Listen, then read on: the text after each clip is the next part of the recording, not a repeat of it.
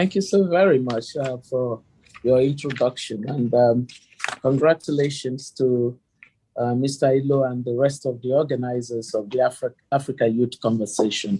I think that this is a brilliant idea, and I really encourage you to stay with it.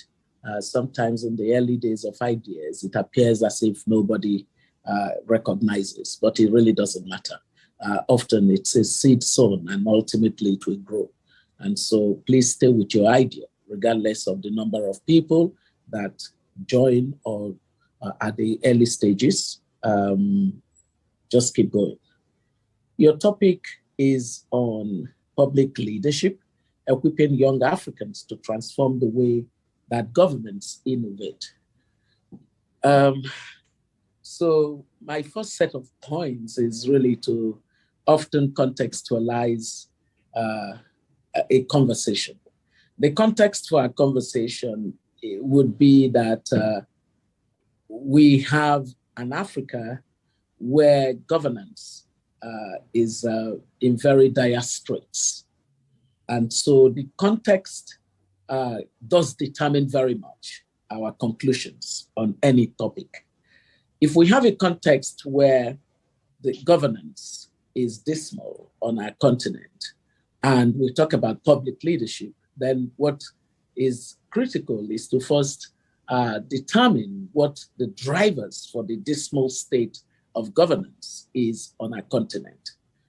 And there are many theories to the governance failure, but one that I have come to hold very strong is that the governance failure on our continent is primarily the result of poor attention. I'm going to have to touch something. Something is recording. Okay. Yeah. So it is. I do my basic premise of how we have a dismal governance context in our countries across the continent is that we have not been effective in identifying and preparing leadership. Public leadership is one where we have struggled. We have lacked the capacity to find leaders who serve for the common good. And so what has happened is we have a public sector leadership model that basically subordinates the common good to private interest. And so it's a distorted model of public leadership.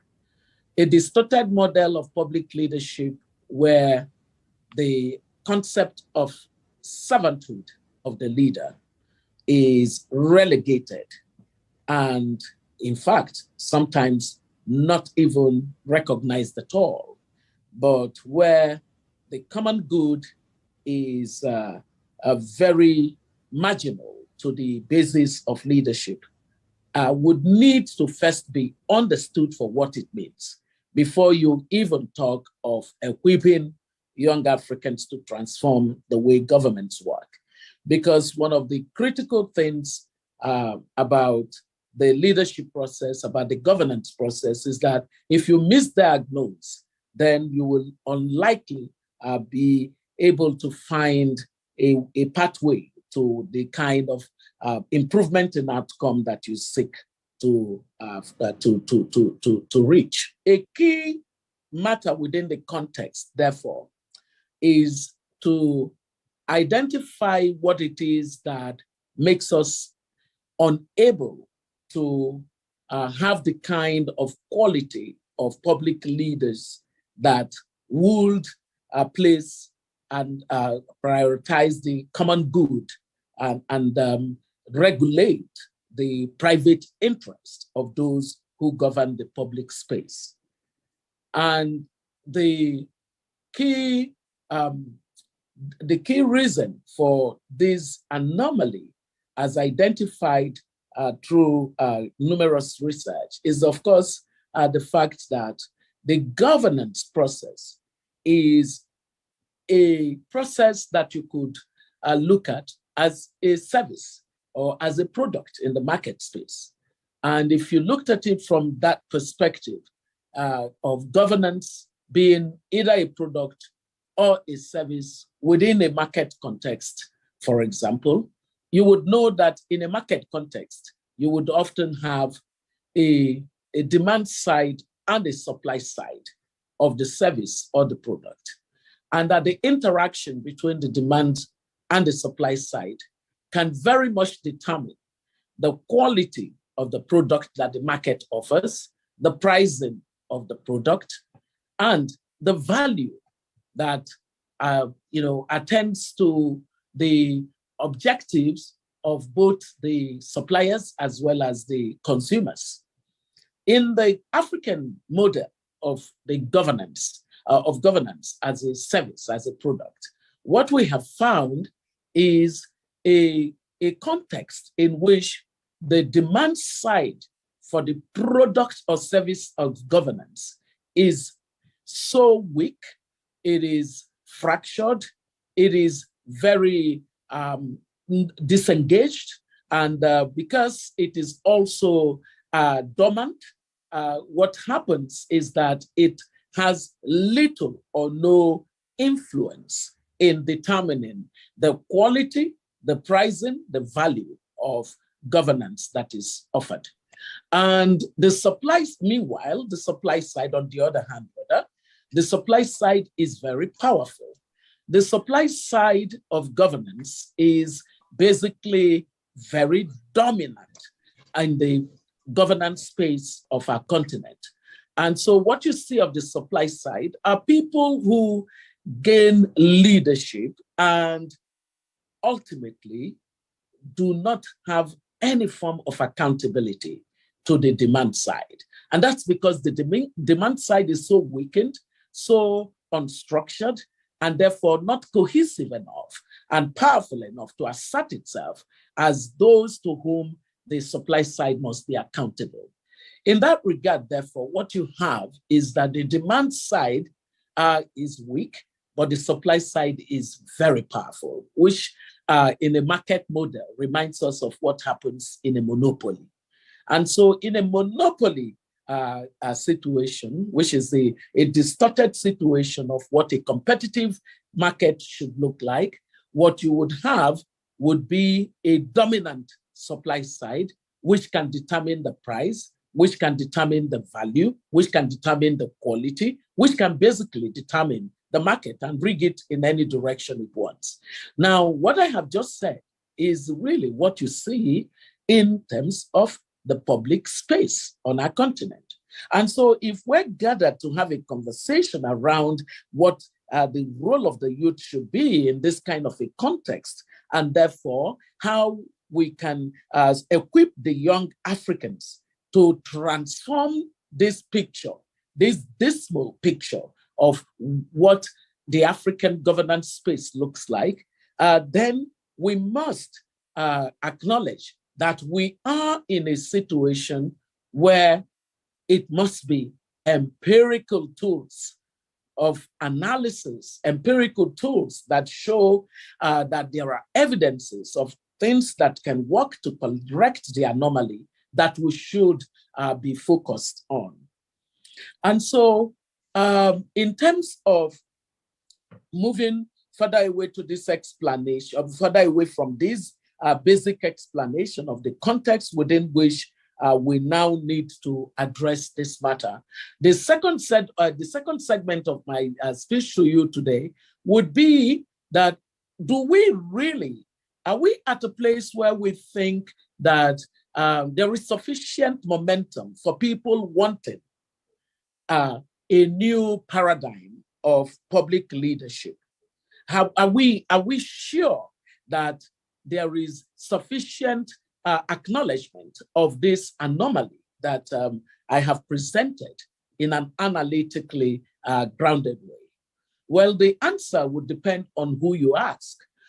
For majority of Africa's populace who do not realize the great importance that they hold within the governance context, they would probably not fully appreciate that you are saying that their demand for governance can determine the quality and the outcomes of the governance process.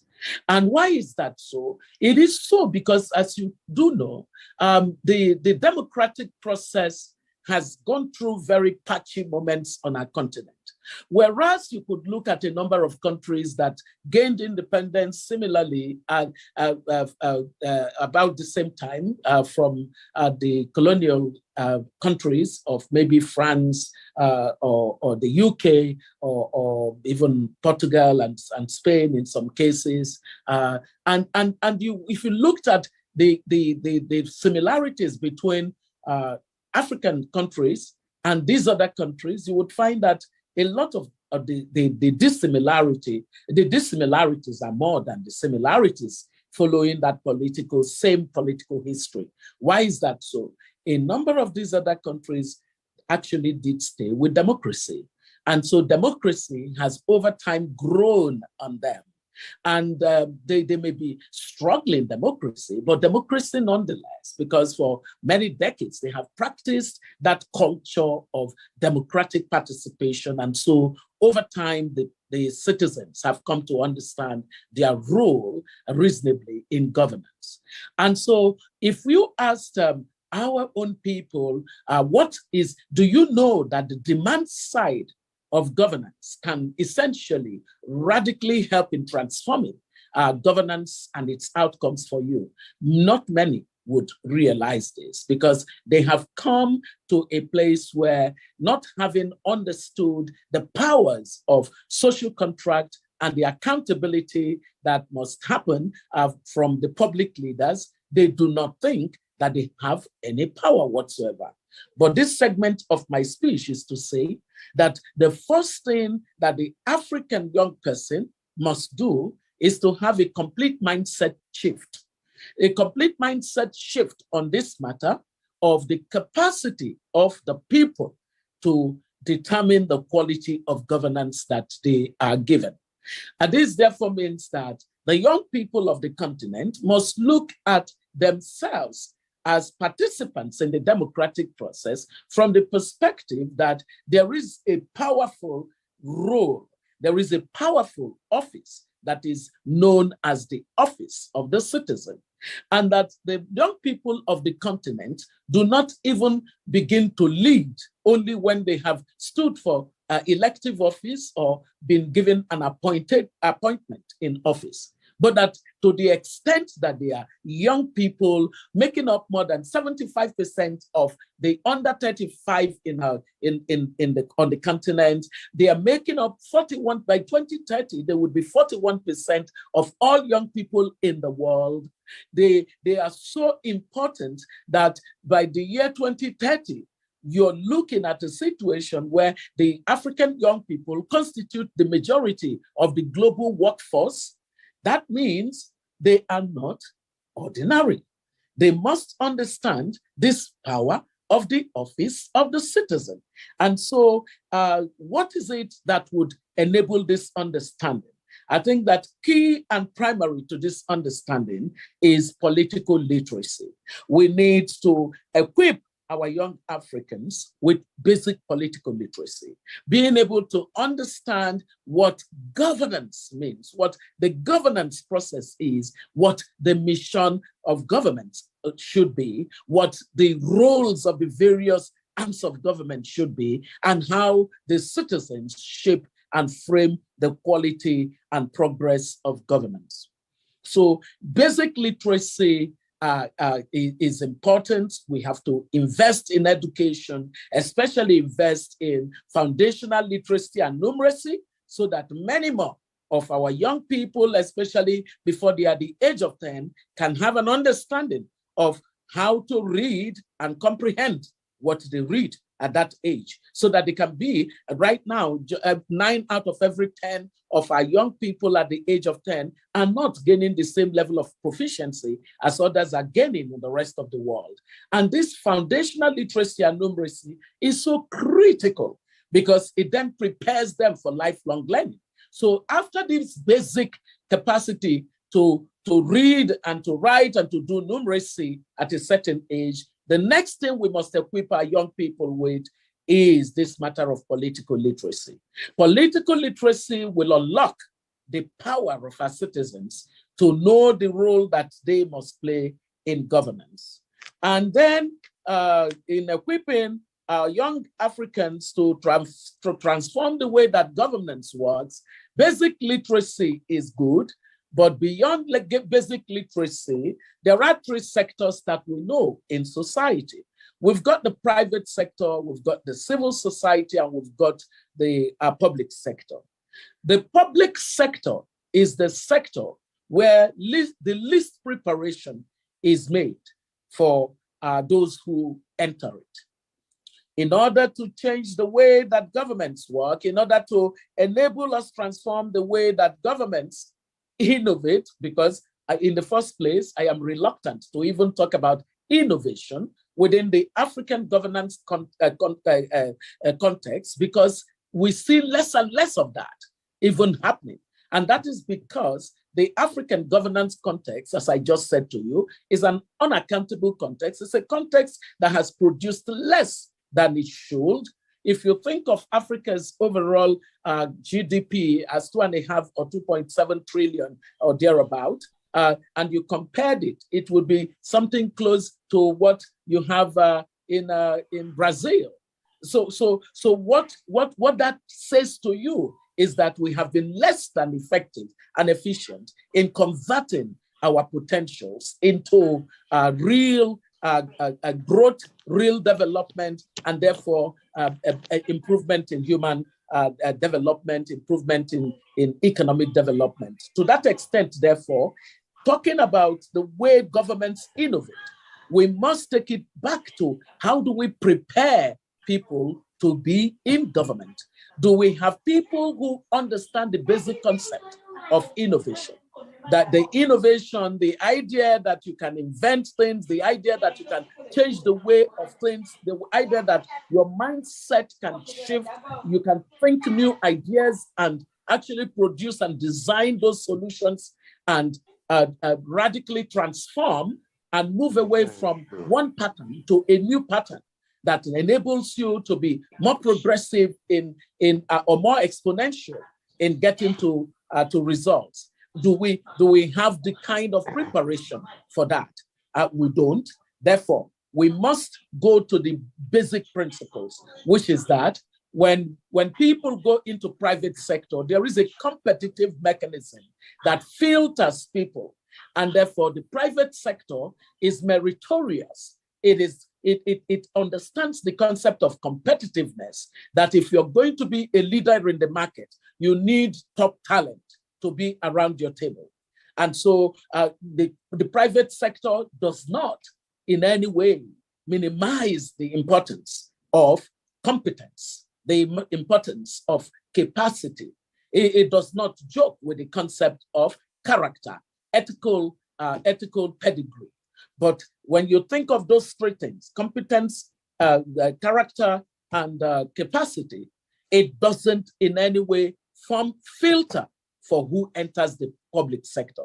So in order to change our trajectory in terms of innovating how government works, we know we need top talents in governance. Therefore, we must begin to rearrange the way that private sector works. And the reason that I talked first about political literacy is that you cannot change the quality of the people within your supply side of governance if the active citizens don't change them through the democratic process.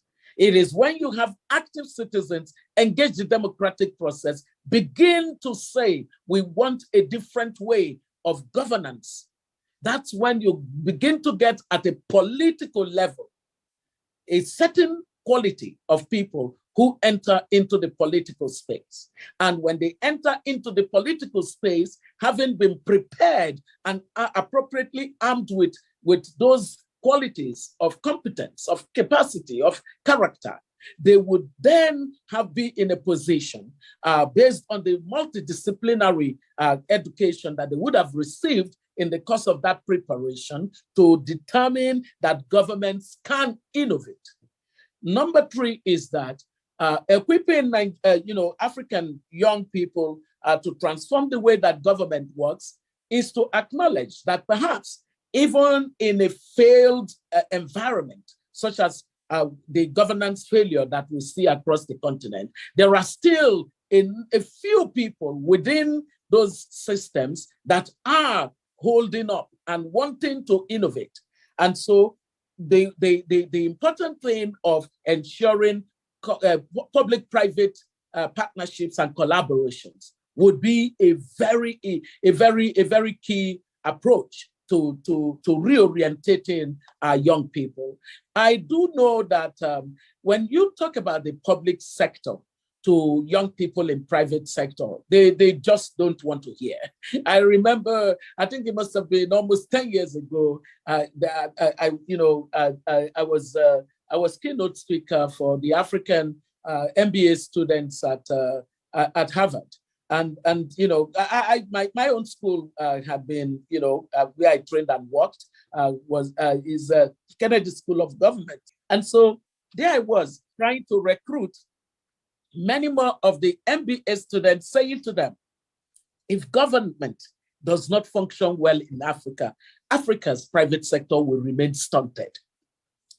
It would be important for Africa that some of you that have trained and become MBA holders should actually think of social innovation and take it into the public sector.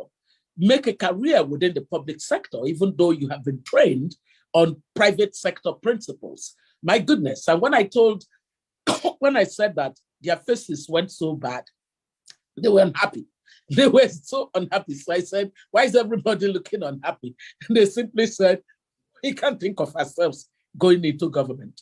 That's why we're unhappy. It just doesn't have the right incentive regime for us to go. Some of them said it wasn't just about pay, it was also about the enabling environment to flourish, to enjoy the work that they would love to do there. So it was very clear that even though they understood the necessity for us to fix governance, even within the paradigm of what we currently have, they don't see the pathway for that happening. And so we must think of how we create those pathways. This idea of embedding people from the private sector in the public sector to do some time within the public sector. It's an important way of beginning to gain some traction around an interest to innovate within the public sector. And then, the fourth set of points for me would be that when we think of the public sector, what we find generally is a pattern where the concept of vision, of strategy, of programming, and therefore results do not or no longer create the environment for work. What do I mean by that? You will find that if you looked at the Asian model of governance, most of what the public sector does is to envision. So you find that people in the field of technology, in the public sector of, say, Singapore, are spending their time trying to stay ahead of the curve of knowledge, because they are the regulators of the private sector. If they fall behind in terms of knowledge of the private sector on issues of technology, they know that there will be trouble. So visioning is an important function within the public sector in those countries. The strategy, very important. The just understanding programming, moving from strategy to plans of action, and then having the capacity to execute. Very important.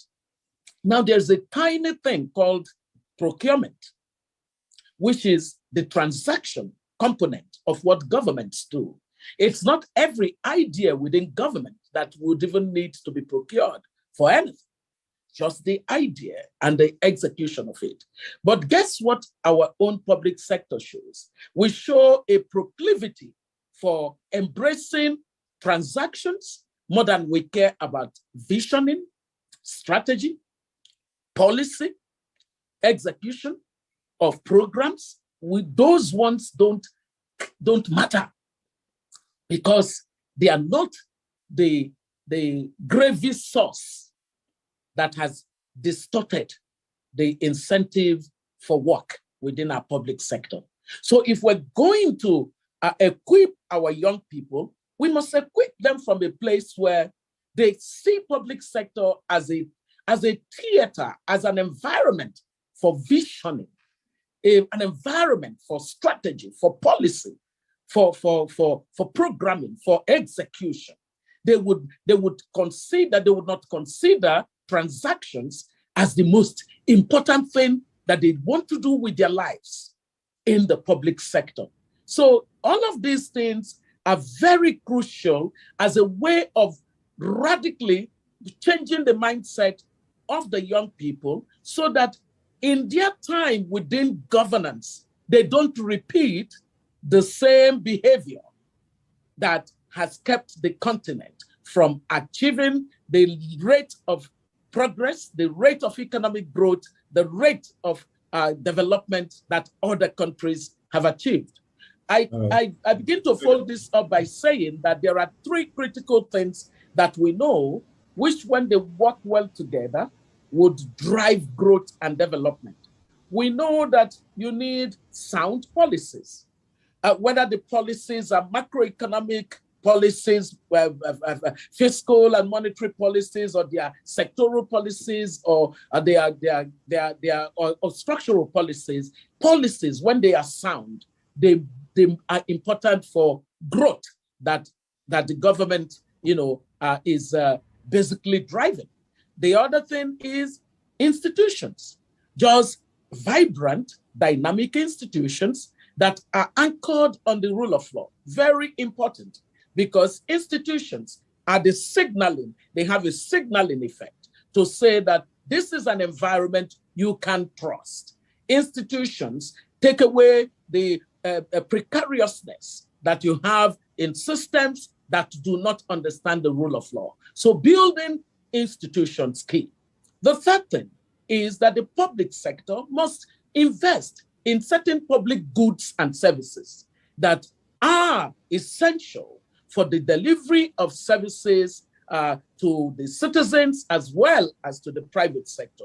Now, these three things, when they work hand in hand and work well within the public sector, what you get is a momentum of growth based on the fact that two critical economic problems of the continent will be solved: the productivity problem, low productivity problem, and the poor competitiveness problem.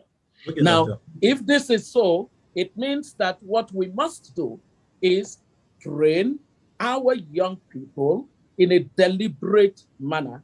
That exactly is what we're doing through the School of Politics, Policy, and Governance. And I hope that many more such interests to train citizens in a deliberate way for the office of the public sectors across the continent will be one that young people push forward.